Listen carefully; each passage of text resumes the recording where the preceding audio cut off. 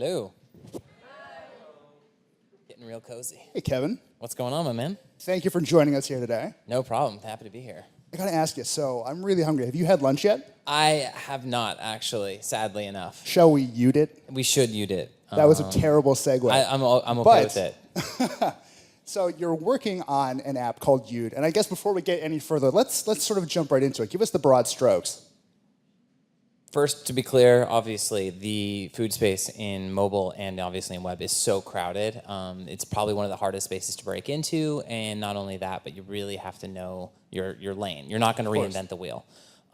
So what I wanted to look at and what I wanted to do is really simplify search. At first, it really was a new way to look at the amount of content given to you with a single search constantly. I really wanted to simplify that, pull it down to one location at a time based on, at the time, we were going to go through different avenues to see what kind of better results, with different companies out there, Yelp, Foursquare, a bunch of different things. We ended up going with Yelp just because of their data set and their amount of data that we needed. What we do is we take Yelp data, we simplify it down and show one location that we recommend via our little algorithm based in your area and your location.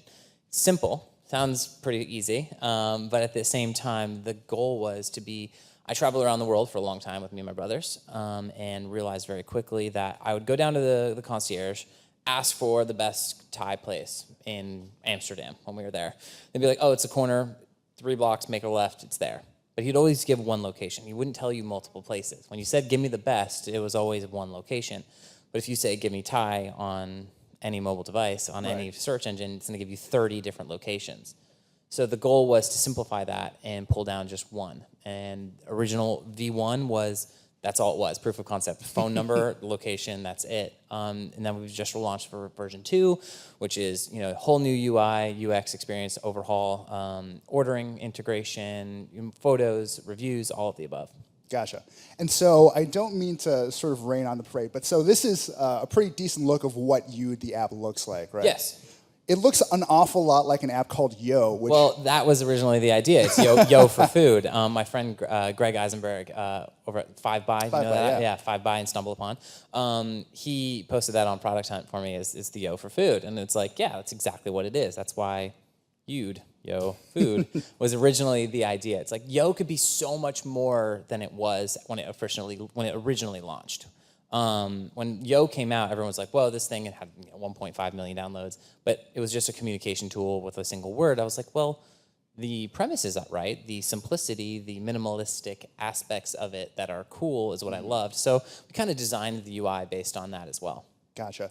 So I find it really interesting. Whenever I talk to a founder working on an app, I feel like they often have to come to a point where they ask themselves, is what I'm creating actually a standalone product? Does it stand on its own merit? Or is it really more of a feature for somebody else? Well, have you thought about that at all? We have, and that's actually why we jumped into, with version 2, we did hotspots. And with the Apple Watch, it's one of our key features. So hotspots for us, based on all of our searches, we have the best place around, but sometimes you're not looking for just, one location in Thai. You're looking for the best, you want to know what's trending around me right now, as it were. So what we did is based on everything that's happening in our app, instead of just how many times Thai got searched, it's actual actionable items. So how many times someone ordered, someone went there, they asked for directions, they made a phone call. So those actionable items to us were what were important instead of just a simple search. That plays in a piece of it, but it's really about the actionable items. So we took those hotspots and kind of created the widget for iOS and obviously the Apple Watch, and it's 3 places, the best kind of around you right now. And we're seeing that use case actually more than even the app itself. And so, no kidding. Yeah, so which is great. So the theory worked. Are you concerned at all that a company like a Yelp or a Foursquare could say, oh, this is a pretty good idea. We could do this in like 3 weeks? Potentially, but those companies are worried about board members most of the time anyway, and putting out fires half the time. For us, I have a big passion for mobile. Luckily, I've had some success in my life to be able to go and build things that I like, and I just want to try. I've made some strides just to see, can I create a product, put it out mobily, and have some sort of adoption. This is phase 1 of a much broader plan with lots of different products, and I have a lot of products that I want to build, but it's about finding the right people. So it's, you take things in phases. Right. And so I guess when I first heard you were working on an app, and I think word of Yood first broke last year. Yeah. I sort of conjured up the image of you punching code into a laptop at your bedroom in the middle of the night. But you keep referring to us, so I guess that's not exactly the case. I wish. I did take computer programming in high school for a hot minute. I actually built. Have you ever watched? Oh wow! You know who Trogdor is? I do. Of course. Well, there you go. Homestar Runner, right? Homestar Naturally, Runner. yeah. I built a Trogdor video game. That was my first attempt at Can coding. you open source it, please? I wish. You know what? I wanted to go back to that high school and ask that teacher if he's still there, if he still has my code. But I'll see what I can do. Regardless, I cannot code. I wish I could. That being said, I know how to hire people that can and that are really good at what they do. And I also love the power of social media because I reached out on Twitter and said, hey, I'm looking for a lead iOS. And 5 minutes later, I had 100 DMs with resumes, which is totally awesome. I actually found one out of Missouri, and he's awesome, and he's killing it and loving every aspect of it. So what is the team now? So it's lean, right? Yeah. It's myself leading. I have a lead iOS, like I said, but I have a full-time back end. He's kind of part on, let's call him CTO. Yeah. Right. And I also have another dev as well that kind of does the grunt work, you know, the overhaul stuff. Yeah. But then UI, UX stuff, we lend to our designers and we go from there. So you, I think, has the potential to be very valuable, but it's, I think, I'm correct in saying this, one of many ideas that you sort of kicked around before you committed to something. Can you tell us what other things were floating through your mind when you were like, oh, okay, let's make something here? Yeah, a couple different products I've worked on, but this was one that we first launched. Just pretty simple: create an account on iOS and the Apple Store and throw it up. You know, throw a little monetization value in there, throw some ads on with iAd, and see what happens. Right. So that was the idea.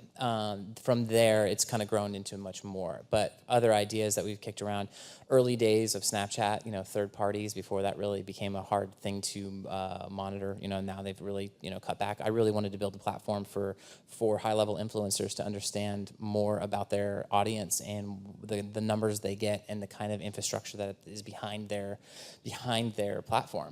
So that was something I really wanted to go and strive to do, and I kind of built a company around that as well. But really now, because of the third-party crackdown and because I have a really good relationship with Snapchat and I understand that platform really well, I work with influencers all the time to try to make content and deliver that content and go from there. And I now actually do a show with AOL Rise for their Snapchat show, which is weekly, like all the best snaps of the week, you know, together. So let's just back up, and just to make sure I have this right, you were going to build an analytics platform for celebrities? I did. You did. Then this is not at all the answer I expected to get when I asked the question. Then the third party reaping happened. I'm sure you wrote about that day. I'm probably sure. I'm sure about it. It's a dark one, yeah. It was crazy. You know what they did is they backwards compatibility. They shut everything down. They made sure that they had, you know, it's a security thing, right? Of course, they want to protect their network and protect their users, and I think it was smart. And they said, if you don't have this newer version, you can't use Snapchat. You know, very much in line with Facebook saying, okay, guys, you can no longer use Messenger on your mobile device. You have to have the app. It's not built into Facebook anymore. It's with the power of these amazing companies, they have the ability to completely pivot, and it doesn't feel bad. It actually feels like, oh, it's just a new product, which is really cool. I was intrigued when I found out you were doing this, and more specifically that you were building something, right? Because celebrities lending their names to a tech company or investing in a tech company, they're a dime a dozen, right? So you've got Jay-Z and Tidal, and you've got... Yeah. Why not invest? Why not take what you've... I've done that too. You know, so that's the thing. I've invested in others and some other ideas. I've lended my name and been a part of some other companies just helping out on some, you know, social strategy and different things like that. But really, for me, why let them have all the fun? You know, at the end of the day, let's build something great. Let's change the world and see what you can do. So I'm really curious. You have gone through a bit of a transition over the past several months. And I wanted to know, and I think a lot of people want to know as well, what has it been like for you trying to redefine yourself? Maybe not so much as a pop star, as a father and an entrepreneur. I'm having the greatest time ever. I've been very blessed in my life, and I know that. I'm very lucky. I know that I get to wake up every morning, do something a little different than most people would have to like get up and go to work. I get to kind of decide what my day is going to be, Right. and I get to define that. That's because I worked really hard and put 10 days into every single day for the last 10 years, you know? But now I get to kind of have fun with it. So yes, will I invest in other companies as these other things happen? Of course, you know, who wouldn't put $1 into Uber Sure. if they could have put into the Series A, right? That being said, going forward, I have ideas, I have understanding, but at the same time, I'm not a genius. That's why what we've kind of built out is you surround yourself with people that have innovative ideas and exciting and just want to build great things, and you work together in kind of like a communal, what's great, anyone have an idea this week? Let's talk about it. You know, spark can come from anything, and you just kind of, you got to run with it. Yood, simple idea. It was one night sitting around talking about Yo and what else it could be. And now it's here. I wanted to jump back really quickly as far as the Yood team, right? So you've had several other ideas. Presumably, Yood isn't going to be the one thing you devote the rest of your life to. Maybe it will. Honestly, we've launched version 1. I was like, great, this is very cool. Then all of a sudden, 2 seconds later, you're like, yeah, it needs this, it needs this, it needs this. And of course, we're already waiting for approval on the new update. You know, so there's always continually bettering your product, and that's the goal. Luckily, I have certain people in key roles. There's a U team, there's R&D team, Right. there's focus on hitting the mark. I think for me, I can get excited and run from left to right, but it's about, I think the one thing I have learned, like to answer your question, which I don't even think I answered, I apologize, is to stay focused on one thing at a time.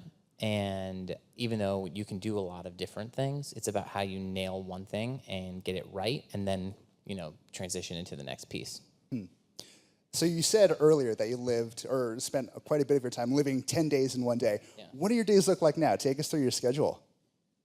Wow. Well, I'm a new father. Well, pretty new. Congrats, by the way. Thank you. Give it up. Yeah, she's about 60 months old. She's awesome. She's exactly like me, full of energy. My wife does not know what to do with her because she doesn't stop.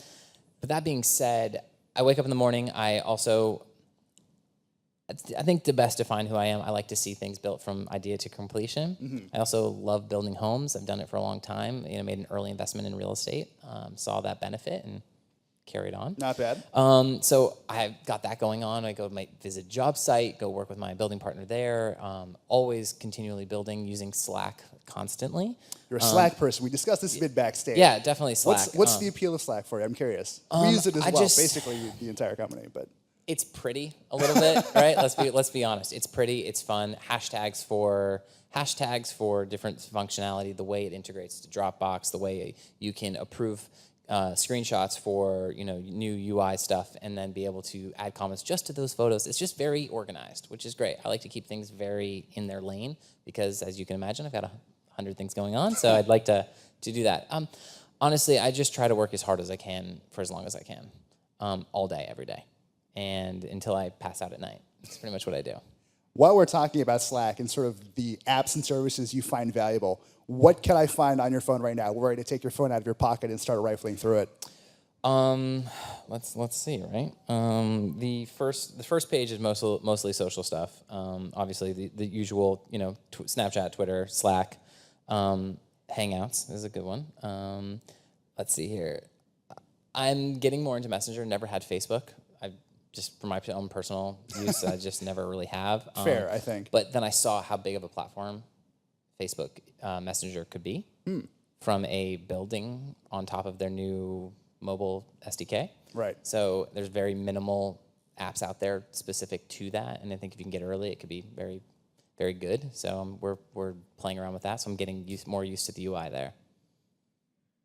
It's really interesting. When we were sort of catching up for the first time backstage, you're far savvier in this space, and I think a lot of people would give you credit for it. So I'm curious, what is the sort of reputation that you would like to have in tech? I want to build something of my own. At the same time, I'm at the end of it all. I just love it. I consume this content daily. If you look at my Twitter feed, like what I'm actually reading It's all the tech journals, it's the tech blogs, it's the people like that. My Hopefully friends, Engadget as well, right? of course. It's religiously watching what's happening on Product Hunt, things like that. So I just have a huge passion for it, always have.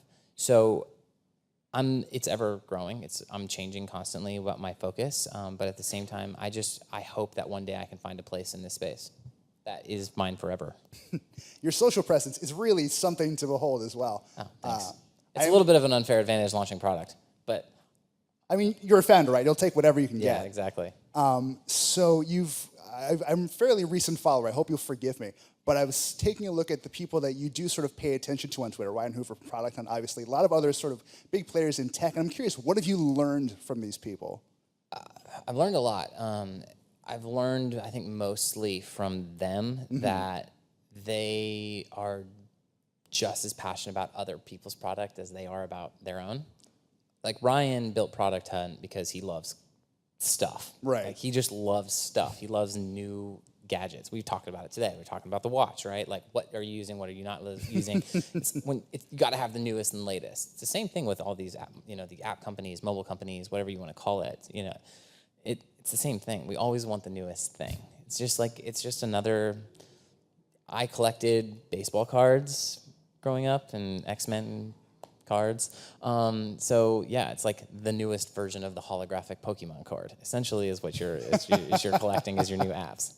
That's probably the best reference I could have hoped for today. So thank you for that. Oh man. Really quickly, I wanted to address something, and this might get a little journalistic on you. So let's do it. So when you first launched sort of the proof of concept of Yood last year, it sort of came out that you were having preliminary conversations with investors about maybe building up some money and turning this into something bigger. Any progress there that you'd care to share? Yeah, I definitely went out to San Francisco, met with a bunch of different people. I really focused on version 2, and we've had incredible growth since then, which has been great for me. So I feel like I made the right decision, which was not to take any investment on early yet. Like I said, I've been blessed in my life, so I've been able to fund and build these companies prior to taking on investment. Not saying that I wouldn't. Hell, why not? But it's got to be right, and it's got to be the right strategic partner. Like I said, though, Yood is in a very crowded space, like most things, and I'm learning a lot. I don't learn from the background. I like to throw myself into the fire, and I think this is definitely step one of that. Gotcha. I think we might be just about out of time for this part. But one parting question for you. Cool. And I would feel remiss if I didn't ask this. Do you think it's possible to see, your sort of big loves, right? So music and tech sort of coming together and converging for you in some way down the road? Definitely, especially in the influencer space. I have a huge passion for getting rid of the old model, which was, hey, hold up this product and smile. Even though that's great and makes companies a lot of money, brand awareness, and of course influencers a lot of capital. To me, there's got to be a more programmatic version to influencer marketing, and there's got to be a cooler way to get it done. And so that's what I'm. Gotcha. Focused. So definitely not Kevin Jonas branded version of Spotify or anything. No, and I will not be building a streaming service. No way in hell. Well, hey, maybe if Yood goes well, you'll raise enough, you'll gain enough revenue. Maybe just buy Tidal. Oh, yeah. It's not really doing anyone any good right now. Well, you know what? To them, I think what their passion is for the love of the artist, right? And I think that that's great. And I think that the effectiveness is great. But we'll see. We'll see. We'll Yeah, that chapter is yet to be written. Yes, exactly. On that note, let's turn it over to the audience for questions. Cool. We're going to have... Hey, how's it going, Kevin? Hey, what's up? I'm good, thank you. So question, obviously Yood is about food. Yep. So I would like to know if culinary plays a part in your personal life or any of your family. Are they cooks or chefs or anything of that nature? Yeah, my brother owns a restaurant called Hinterland or is a partner in a restaurant in Santa Monica. It's really cool, super trendy. My wife's an incredible cook. I love food, eating around the world. Really, learned to love that. It started as food, but you can add any category. So anything you want in Yood, we'll search for anything and everything. Pretty cool. Cool. Hello, Kevin. Hello. Chris. Love the simplicity of the app. Thanks. I got a question for the future. What's your plans in terms of monetization? Is it going to be businesses being able to submit listings or ads, or what are your thoughts on that? Ooh, that's a juicy one. It is a good one. It is monetization, right? Obviously, focus on growth to start, but we did add monetization into this V2. We partnered up with delivery.com, and we work with even E24 a little bit, but really delivery is our built-in system, and what we do is you can order right through the app if we support your restaurant, and the more that go into that, then we can actually get a percentage of that completion of that order, which is great. I see this more as if we really go heavy with monetization, it's affiliate deals, it's percent off opportunities, it's immediate. We did a sponsored day for donut day, in our hotspots. So you had the best donut shops around. Product placement like that is probably where we would head. Hi. So initially, the app really interests me because in these days we are just saturated with too many choices, Yes. right? And so that's really interesting that it gives you one. But when I think about it longer, you say that you partnered with Yelp and they help with your algorithm. So why do they do that? Because then wouldn't people be using your app instead of theirs? Like, how does that work? It's still their data. So it's their data, we're just repurposing. Essentially, we're just giving a new facelift, right? We're just reusing what's out there. And that's why, like I said, the space is so crowded, right? There's so many people. Seamless, Grubhub, obviously they merged. And then you've got Yelp, you've got Foursquare, you've got Google, AOL. You got everything and everyone that has search. So going from there, it's all about repurposing the content and data that's out there. I don't think I'm going to be able to build a network the size of Yelp in a short amount of time. So it's just repurposing their content. This question is from Periscope, and What up, Scopes? People from the UK would like to know Awesome. if you are going to be presenting, if the app's going to stay in the States, or are you going to be looking at putting it worldwide? It is global as of right now. It's on iOS and Android. The data set is, like I said, we're basing our database on others. So the more they grow in other territories, the more information we get.